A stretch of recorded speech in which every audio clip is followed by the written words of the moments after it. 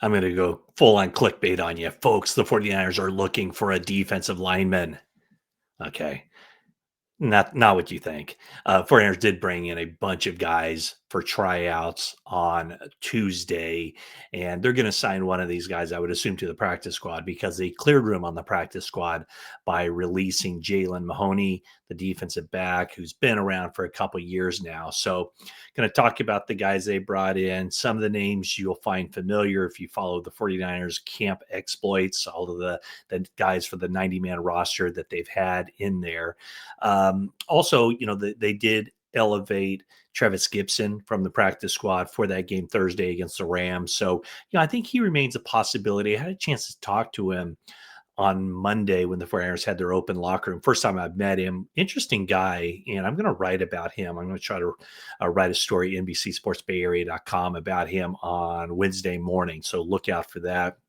Also, I do have an interview set up with Christian McCaffrey for later in the day on Wednesday. That'll be on the 49ers Talk podcast that'll drop later on. So hit me up in the comments. What topics I should broach with Christian McCaffrey. Now he's an interesting guy. I think he's, I really have to formulate where I want to go with it.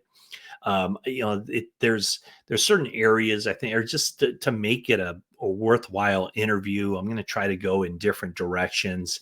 And it's not going to be necessarily a timely what's going on right now with this team. How can you get your running game going? I just been around him enough to know what areas he'll talk about, or maybe more to the point, what areas, he won't really talk about. He's certainly not a kind of guy who's going to, reveal anything that he thinks would provide any other team with some sort of advantage. So, I certainly do want to broach at least the idea of the 1,000,000. He's one of three guys in the NFL history who've had 1,000,000 seasons. And boy, I mean, this seems to be the kind of year that would set up well for him from that regard. I think the year he did it with the Panthers, he had so many catches. I think 116 catches that season to push him over the 1,000-yard mark. So he's already joined the group of Roger Craig and Marshall Faulk. Could he become the second, or I should say, the first 1,000 guy who's done it in 2 years in his NFL career? I don't know. We'll soon find out. Also want to touch a little bit on just kind of a Mac Jones and Brock Purdy comparison. Yeah, I know it's kind of the trendy thing. People are talking, what should the 49ers do at quarterback? And is Mac playing better than Brock? And should Mac stay at quarterback? I mean, I do have some thoughts on that, and I'll hit that a little bit later. But first, let's just go with the guys that the 49ers brought in for tryouts. Some of the names you've known before. You've heard Shaquille Brown. He played his college football at Troy. Michael Dwumfor, who played at Rutgers, and he's been in 17 NFL games, 2 with the 49ers in 2022. Jonathan Garvin was with the 49ers this last training camp. He's played 38 NFL games, last appearing in NFL regular season games with Green Bay in 2022. Bruce Hector, a defensive tackle. All these guys are defensive tackles, except for Garvin. Garvin's an outside linebacker, defensive end. But Bruce Hector, he's been in 22 games, most recently with the Jets in 2023 and 2024, which tells you why Robert Saleh is familiar with him, and he's came in here for a tryout. A defensive end. Let's see, those are the guys that with 49er ties in the past, and then a couple of fresh names. A 7th-round pick from 2025 of the Cowboys, Tommy Akingbosote from Maryland. Tommy Akingbosote, and who else? Ja Joyner from the University of Minnesota, went undrafted and was signed with the Raiders. So a couple of guys the 49ers are probably familiar with. Well, no. Tommy Akingbosote was with the Cowboys, Ja Joyner with the Raiders. So I guess the 49ers probably practiced against him when they were in Henderson, Nevada earlier in the summer. And then defensive end Demarcus Walker from Florida State. He's 31 years old and has appeared in 100 NFL games, has 26.5 career sacks. And so he's played with Denver, Houston, Tennessee, and Chicago, and played the last 2 seasons. He's played a lot of football. Last 2 seasons, all 17 games with the Bears, 3.5 sacks for each of those seasons. Okay, so let's talk a little bit about the quarterbacks, and this is not necessarily groundbreaking stuff, but I just wanted to look at what Mac Jones has done in his 3 games with the 49ers and then compare that to the 38 game profile of Brock Purdy with the 49ers. And as well, I mean, Mac Jones has played so well, and I doubt that there's another quarterback out there who's a backup that the 49ers would want over Mac Jones. I mean, I think he's about as perfect as the 49ers can have at that backup quarterback position behind Brock Purdy. So 3 games with Mac Jones at quarterback, completion percentage at 66.7. He's averaged 7.0 yards per pass attempt and has a passer rating of 99.1. And for those of you, I know, passer rating is an inexact stat, but it does entail completions, pass attempts, passing yards, touchdown passes, and interceptions. So, a lot of the things that make a quarterback successful, it doesn't include, sacks taken or rushing yards, but passer rating, Mac Jones' passer rating is 99.1. So he's done really, really good in that regard. However, Brock Purdy in 38 games, his passer rating is more than 4.5 points higher on average than what Mac Jones has done in this 3-game snippet with the 49ers. So Purdy's completion percentage all-time career for the 49ers is higher than what Mac Jones has been in 3 games. And his yards per pass attempt is 1.8 yards more than what Mac Jones has done. So I guess my point is, don't necessarily get caught up in just what you see right now.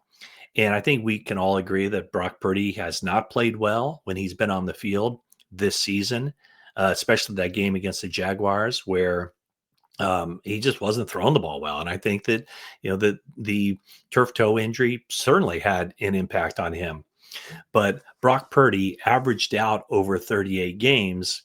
The stats are still better than what Mac Jones has done in this 3-game. And that's in no way meaning to discredit what Mac Jones has done. He's played really well, helped lead the 49ers to 3 victories.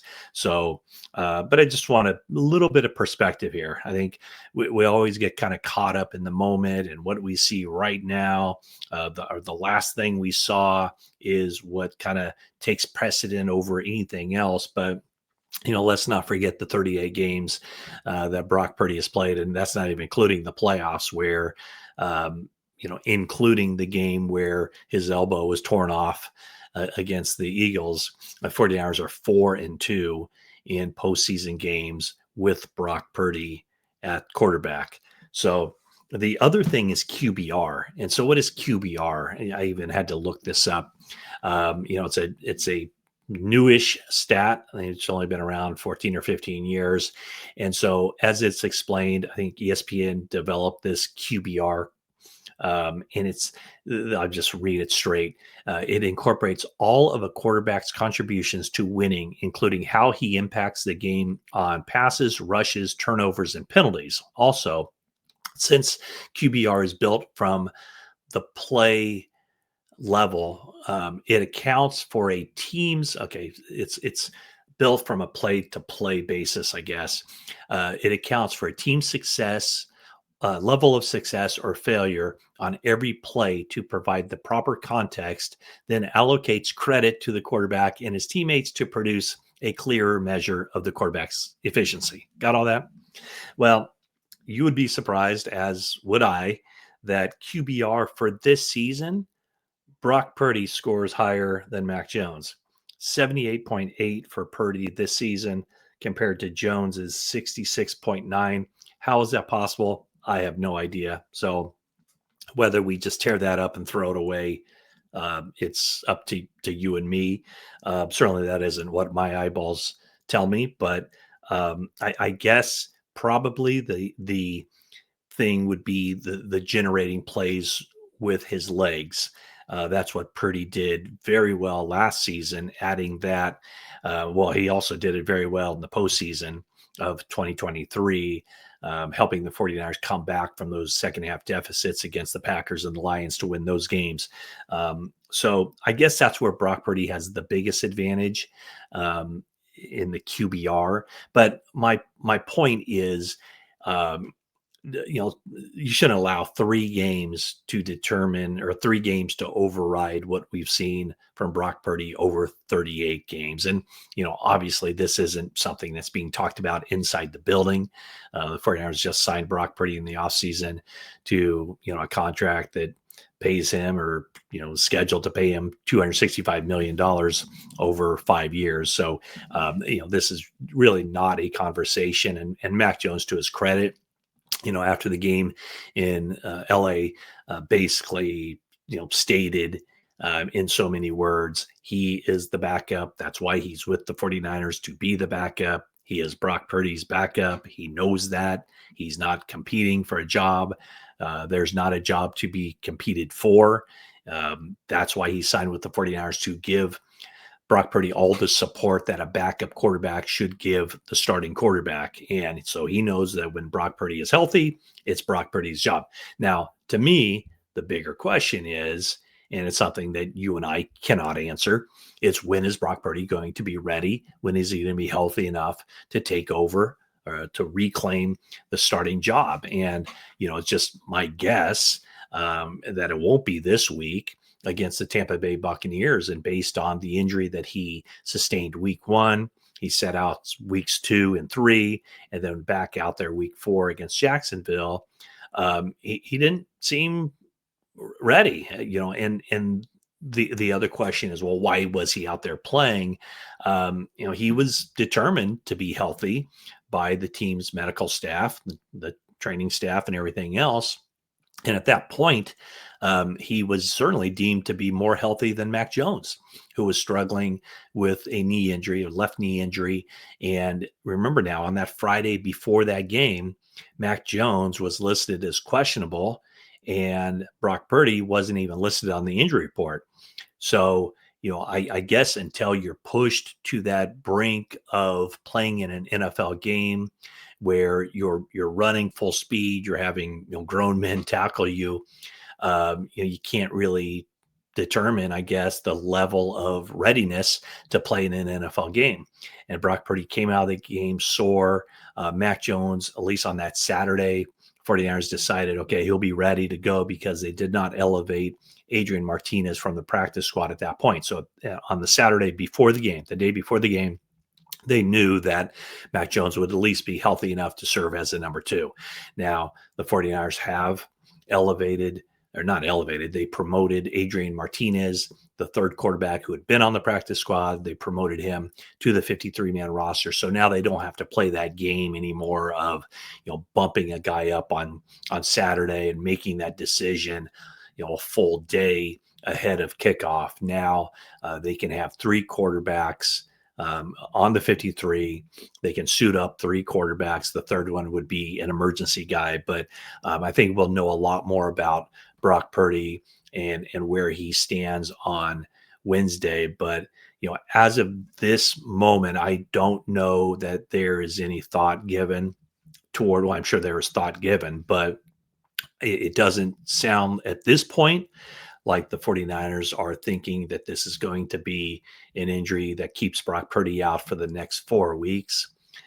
So, we'll see, but he's, I haven't heard any mention. Doesn't mean that there isn't any mention, but I haven't heard anything about Brock Purdy going on injured reserve, which would make him ineligible to play for the next 4 games, beginning with this game against the Tampa Bay Buccaneers on Sunday. Now, teams can, through the course of a season, bring 8 players back off of their injured reserve list. And, the 49ers do have a number of players on the injured reserve list, but only 5 are guys who can be expected to, at some point, come back to the team and be have some sort of roles on the team. The number one guy is George Kittle. I'd say a good chance that he is activated or at least open the practice window next week for him. So George Kittle should be back soon. It won't be Sunday against Tampa Bay. Another guy is Ben Barch, who started the season as the left guard and probably will get his job back when he's deemed healthy enough to come back. Third guy would be Kevin Givens with a torn pec, maybe a little bit later in the season for him, but certainly has a role with the 49ers as a rotational defensive tackle. And then the third or the fourth and fifth guys would be Spencer Burford, a backup tackle who it'd be interesting to see what the 49ers do at the backup tackle positions now. Burford is, certainly the backup left tackle, but that's somebody that they want to have back, and he should be back in fairly short order. And then also Jacob Cowing. I see him. He's around the team. What do the 49ers do there? They do have a decision to make later. Do they stick with Sky Moore as a return specialist slash number 5 receiver, or do they go with Jacob Cowing at some point? So those are the 5 guys. And again, I'm not suggesting the 49ers are going to be placing Brock Purdy on injured reserve right now. It doesn't sound that way. Although if they were to do it before this game against the Buccaneers, something they'd probably do on Saturday. I will ask Kyle Shanahan about that on Wednesday. Actually, I'm not sure I'll be in there to talk to Shanahan because my interview I have set up before that. But it's something we'll see. Once again, we'll see at practice. 49ers did not practice on Tuesday. They really didn't practice on Monday either. Just kind of a lighter bonus practice, and Brock Purdy was not on the field for that. Mac Jones was. Did not see him do much as he is struggling with his own knee issue, but something not considered serious at all. PCL injury, posterior cruciate ligament. Adrian Martinez getting a lot of reps, I'm sure, right now in practice.